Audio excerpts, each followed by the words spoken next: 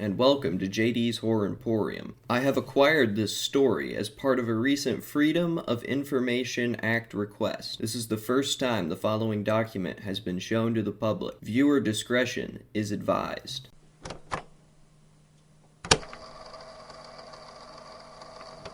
Imperial Space Navy Search and Rescue Division, case number 58516, date file number 21, file type recovered text file. My throat burns dry as I observe the sandy landscape from the ridge I've set up camp on. There is absolutely no way this place is uninhabited. No way. This damned world is only 2 systems over from Earth. Somebody has got to be here. I crash landed here not 2 hours ago, and I've already exhausted 2 liters of the water that survived the crash. Damn.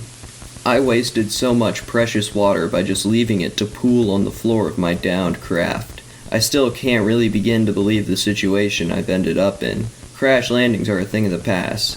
I mean, a ship hasn't crashed into the surface of a planet in well over 200 years.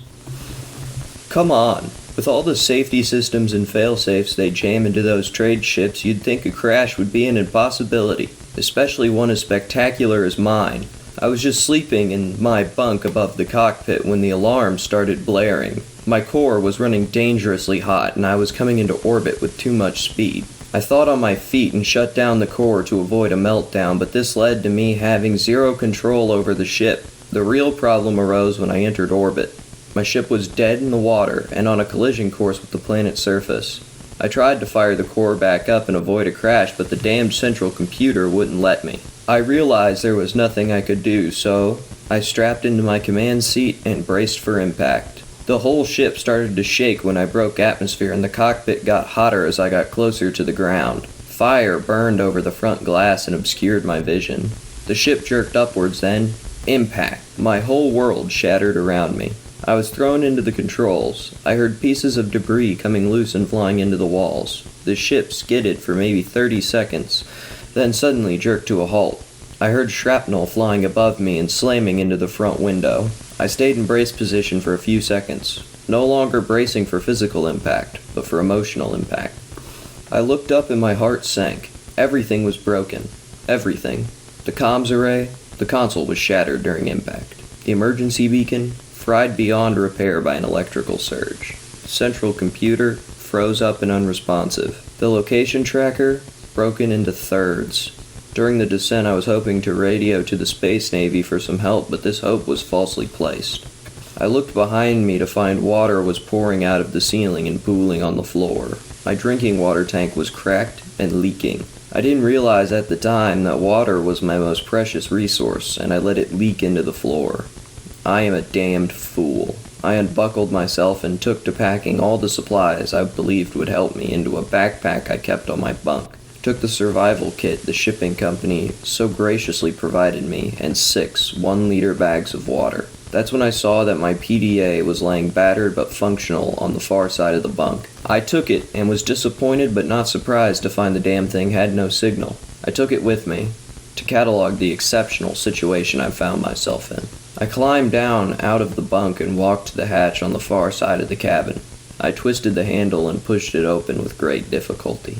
The hatch produced a hiss as it opened, and the dazzling light of the sun assaulted my eyes. I squinted at the blinding light, and that's when the heat hit me. God, this place is hot. I climbed out of my vessel and surveyed her hull. My ship was called the Solar Wind. She was a Brecker-class shipping vessel, large but not oversized for a single crewman, capable of hauling decent cargo a decent distance. The whole bow was buried in the sand, and the stern stuck out of the sand at about a 45-degree angle. A boulder had brought the ship to a stop, and the whole front end beneath the cockpit was smashed around it. I guess I'm lucky the rock hadn't smashed the cockpit, which would have more than likely killed me. Luckily enough, nothing was leaking out of the hull of the vessel. If something is leaking out of the hull of my vessel, it's one of 2 things. Helium gas leaking out of the core. The problem with that is self-explanatory. The other leak is the reactor cooling water, which is so irradiated it can kill a small city in short order. I walked over to the starboard cargo bay door to find it 15 feet above me. Not that my cargo hold full of powdered silica would be of any help. Ain't that funny? Crashing into a desert hauling sand. I then looked around at my surroundings. My ship had landed perpendicular to a sandstone ridge which constituted one side of a valley. The sun was setting in between the two ridges. The sun on this planet is crazy big. About 3 times bigger in the sky than the sun on Earth. The heat was starting to get to me. I was sweating bullets. I couldn't see much of anything from the bottom of the valley, so I resolved myself to hike up the ridge. The ridge was maybe 50 feet high, but the punishing heat made it feel like a trek up Everest. I had to stop to hydrate every 20 steps. The incredibly fragile sandstone would crumble beneath my feet. When I got to the top of the ridge, I was crestfallen. I was hoping to see an outpost or a ranger station, but all I saw was more sand. There is nothing but sandy dunes as far as the eye can see. I sit here writing this just after the sun has gone down. It's getting much colder out. I'm starting to shiver, but I don't have the energy to return to my vessel. I'm going to sleep up here, in hopes that someone sees me. Somebody has got to be here. I woke up today to the sunrise, and the sun still hasn't risen. I realize my only shelter for miles is my downed craft, so I hiked down the ridge. The hike down was significantly easier than the hike up. Only took me about 30 minutes. It gets cold at night. Really cold. My flight suit barely staved off hypothermia as I shivered through the night. My sleep wasn't great either. The most I got was maybe 30 uninterrupted minutes at a time. It would be really ironic if I froze to death on a desert planet. I'm leaning against the hull typing this right now. I think I'm going to check again for anything useful. Maybe I left something. I've gathered everything that could be considered remotely useful in a pile on the floor behind the command seat. It looks like a pile of garbage, but some of this could be useful.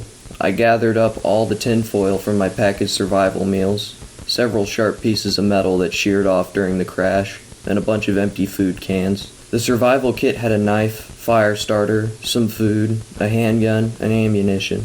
I haven't seen any animals here so far, so I don't think I'll be hunting with that gun. I decided to check on the comms antenna and see if it was fixable. Maybe just the console is broken and I can rewire the antenna to my PDA. I've done it before when the console broke down and I had no parts to fix it. I'll report my findings after I check on the damn thing. So, the antenna sustained some cracks in the crash but was otherwise intact. This is a miracle. I can wire my PDA up to the antenna and connect to the comms network. I'm gonna get my PDA wired up and report back. I don't want to get my hopes up, but I think I'm going to get off this planet. Thank God. My first attempt was unsuccessful. Wiring up the PDA went smoothly, but trying to connect to the network was the problem.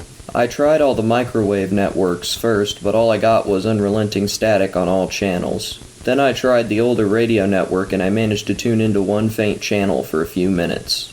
The signal wasn't strong enough to broadcast a message. This outcome is disappointing, but it means there is a satellite or something orbiting the planet. When it orbits back around, God knows how long from now, I can try to broadcast again. I'm not going to die here. Also, about 2 hours have elapsed since I descended the ridge. The sun is finally beginning to reach above the horizon, and the temps are soaring. My PDA read 93 degrees when I woke up. Now it's 101 and the day has just begun. I'm going to wait out the day in my vessel because it's the only source of shade, and I need to see if I can get a signal. I'm thirsty beyond belief, but I need to conserve my water. I don't have a lot of it, so I need to make it last. It's been another 3 hours, and temps have soared. It is currently 109 degrees inside the vessel, and it has to be hotter outside. My PDA is hooked up to the comms console, so I can't go outside, but if I had to guess, it's probably around 115 degrees. I'm considering shutting the exterior hatch, but I'm unsure whether that would help or hurt me. I'm getting faint from exertion just from riding this, so I'm going to drink some water. I really do not have much water left at all. Going up that ridge was such a stupid decision. I should have waited for nightfall, but no, I decided to march up the ridge in 130 degree heat. Now I have 3.5 liters of water left. At this rate, I'll be out of water in 2 days. The radio channel I connected to still hasn't returned. I'm starting to get worried, but after all, somebody has got to be here. I just found out we're at war. I managed to connect to the radio network and got through to Earth, where I explained my situation to a kindly man. He told me that they would dispatch a ship when they had one. The problem is that the Merchants Republic attacked an Imperial colony and now every ship is being called for the war effort. He said it may be a week before somebody can get me. What fucking luck to crash land for the first time in 200 years, then a war breaks out. At least my family will know where I am. I remember the first Merchants' War. It's when I joined the Space Navy at 18 years old. They trained me, then put me on a ship ferrying soldiers from Earth to the front. I helped take God knows how many men to their deaths, and I never took any back.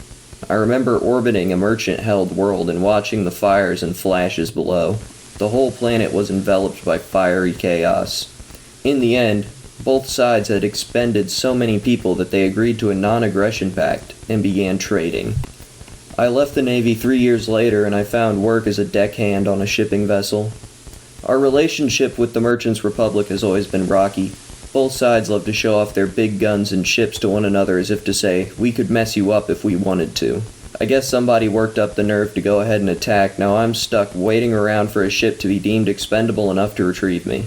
I hope my 2 boys will be spared the war. They are not yet of age to join the army, but if this war lasts, they may be swept up into the chaos. The ship is also getting really hot. It is around midday as I write this, and I feel like the heat is beginning to scramble my brain. The thirst is getting unbearable, but I'm trying to make my water last. Hey, at least this planet's atmosphere is breathable. If it wasn't, I'd be long dead by now. I have to get home. I can't leave my family alone. I'm only 59. I'm too young to die here, alone. I'll update you if anything interesting happens. The man on the radio said he's set up a dedicated channel to connect to me. Maybe, hopefully, I'll get to talk to my wife. I'd walk a mile over broken glass to hear her voice right now. Whenever I would have to leave for a long-haul space flight, we'd talk over the radio whenever we could. Sometimes on slow days, we'd sit and talk for hours. The other crew members would give me shit for being a, quote, lover boy. I didn't care, but I would joke to my wife that I'd have to get promoted to a captain so I could do a solo venture. I got promoted a few years ago, and ever since then I've flown alone. As much as I miss my old crewmates, there's something about being alone among the stars that just soothes the soul. I'm starting to get faint, so I'm gonna drink some water now. I've been keeping the radio on so I don't miss a transmission. For the most part, the radio just spews out statics, but sometimes a little piece of a song or conversation will cut through the haze. Every time a sound comes through the static, I get my hopes up only to be disappointed, though, in a weird way, it makes me feel less alone. It's later in the day now. The sun has gone down, but it's far from getting dark. The star this planet is orbiting has to be enormous to keep the sky lit for hours after it has dipped beneath the horizon. The temps have lowered. At midday, my PDA said it was 125 degrees. Now it says it's only 100 degrees in here. My head is throbbing and I can hardly stand without stumbling. I want nothing more than to drink away my water reserves, but I know I have to make it last. I have only 2 more liters of water left.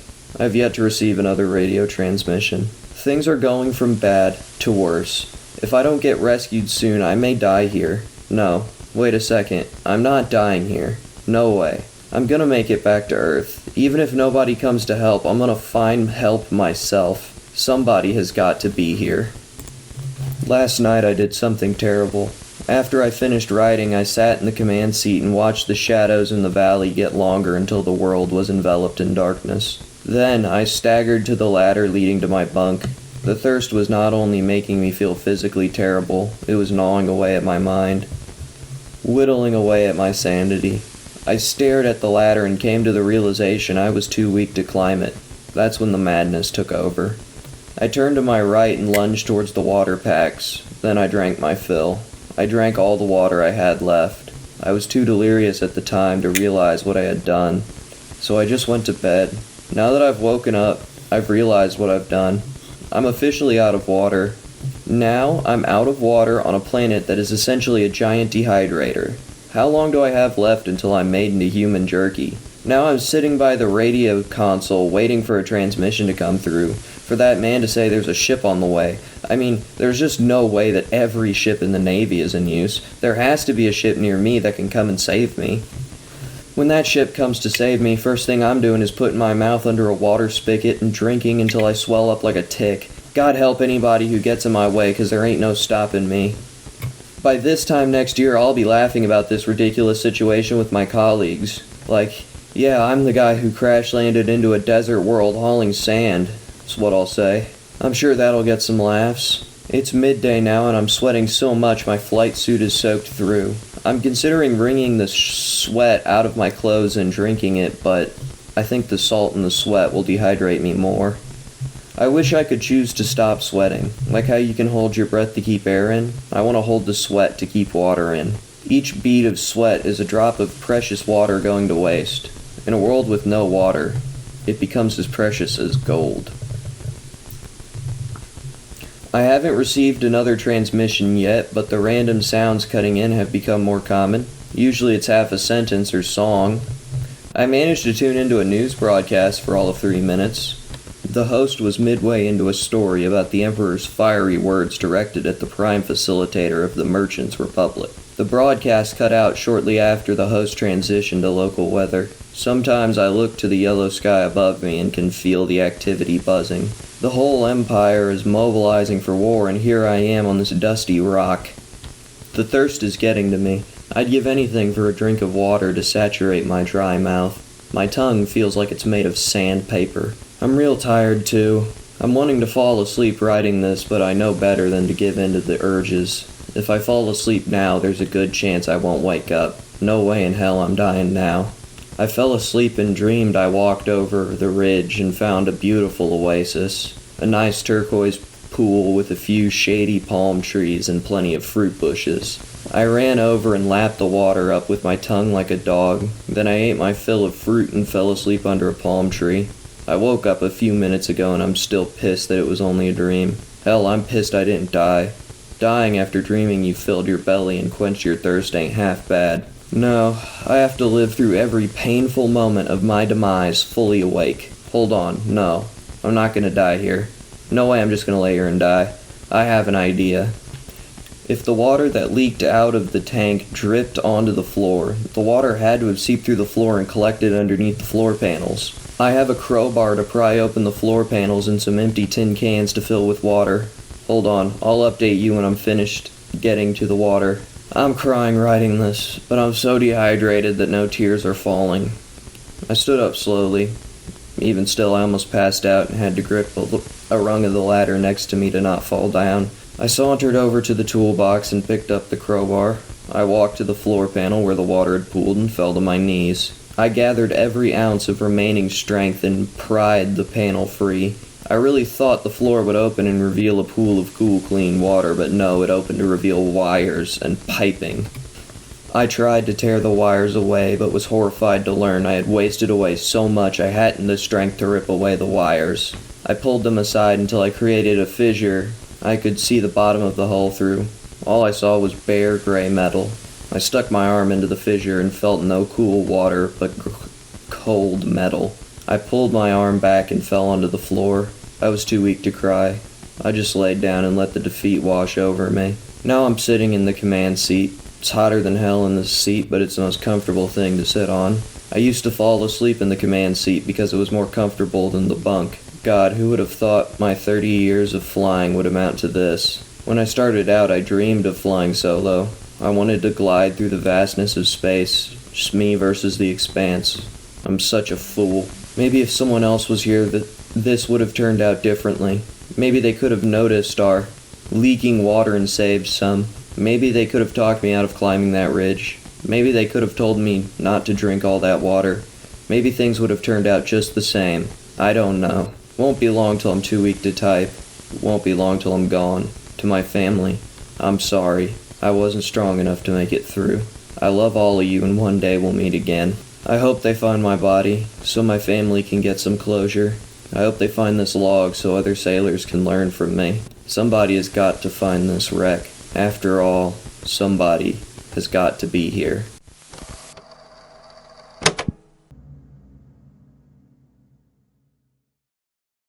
And that was 6 liters.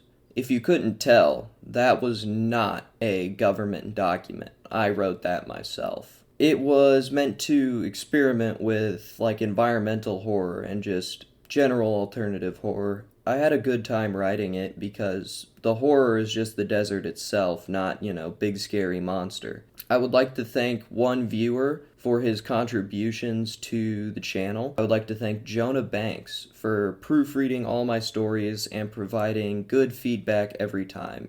You really are one of my best viewers. So thank you. I've been your host, JD McBride. Good night.